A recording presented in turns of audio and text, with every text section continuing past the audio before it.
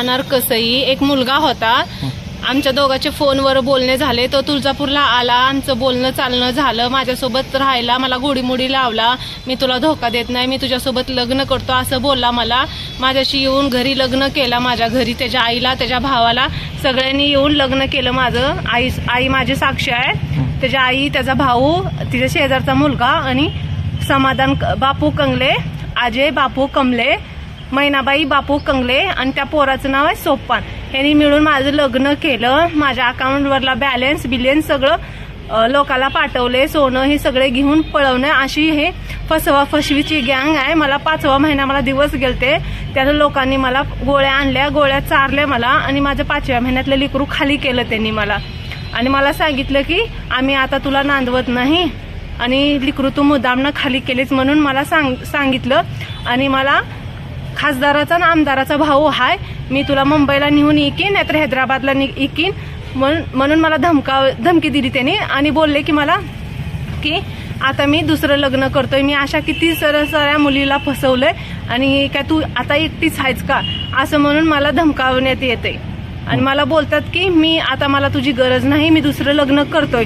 अशा मुलीवाला त्यांना फसवायची अशी त्यांची एक टोळीच आहे त्यांच्याकडून. आणि माझ्याकडून जास्त पैसा अडका भेटना झाल्यावर त्यांनी मला सोडून दिलं आणि माझ्याशी मारहाण केली. आणि मला तुला म्हणतो की तुला कुठं बी दिस टायराखाली चिंगरून टाकतो. तो गाडी लाईनीच्या गाडी चालवतो. ती दोघं बी भावाभाव तसंच करतात. आणि ती टोळी आहे, 5 लोकांची टोळी आहे आणि त्यांनी फसवा फसवीचे धंदे करतात. मग मला सांगा, आपलं लग्न कुठं झालं होता? घरीच झालं सर. आम्ही दोघांनी संबंधित म्हणजे त्याची आई वडील, त्याचा भाऊ आणि त्याच्या शेजारचा एक मुलगा आणि माझी आई आणि माझ्या बहिणीचा मुलगा आणि आम्ही घरीच लग्न केलेलं आहे. मला सांगा, सोनं किती घेऊन गेला? 2 तोळं सोनं घेऊन गेलाय सर आणि 1.5 लाख रुपये घेऊन गेलाय. माझ्याकडून जास्त पैसे नाही भेटल्यावर मला मारहाण करून मला सोडून दिला. आणि मला सांगतो की मी खासदाराचा भाऊ आहे म्हणून सांगतो, मी तुला जिवंत नाही सोडणार म्हणून मला तुळजापुरात कुठं बी दिस, मी तुला ठार मारण्याची धमकी देतो. नाहीतर इकतो म्हणतो औरंगाबादला नेऊन, नाहीतर हैदराबादला नेऊन इकतो म्हणतो तुला. मी अशा पूर्वी मी काय आता तू एकटीच आहेस का म्हणला. अशा 3 पोरीला मी विकले म्हणला आणि तुझा 4था नंबर लावीन म्हणला. आणि म्हणला की मी आमदाराचा भाऊ आहे म्हणला, खासदाराचा, तर तुला काय काय करायचं ते कर म्हणला. मला कुठं न्यायचं तिथं नेऊ म्हणून मला धमकावायला लागलाय.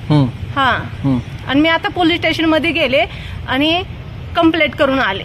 तर सर म्हणले कारवाई करतो म्हणून सांगितलं मला. कोण सांगितले? PSI. त्यांनी मला सांगितलं. मी ठीक आहे म्हणून मी अर्ज देऊन आले त्यांच्यापाशी. त्यांची एक टोळीच आहे सर की अशा किती सारे मुलीला फसवतात त्यांनी.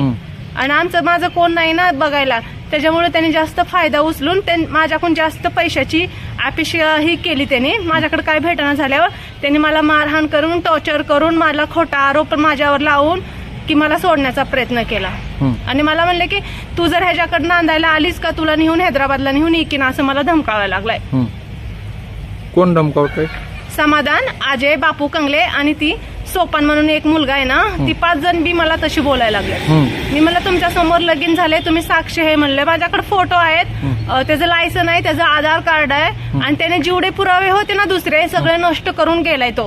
फोन मधले फोटो हे सगळे डिलीट करून गेलाय तो. आणि सारखं मला मारहाण करतो आणि मला सोडण्यासाठी आता दुसरी पोरीला फसवायला लागल्यात आणि तिच्यासोबत लग्न लावून तिच्याकडून सगळं झुंबाडून तिला नेहून ऐकणार आहेत म्हणून मुंबईला. आता हे मला नाही माहिती पण फोनवर बोलले, कारण की ती खासदाराचा भाऊ आहे म्हणून असं माझ्याकडे रेकॉर्डिंग आहे.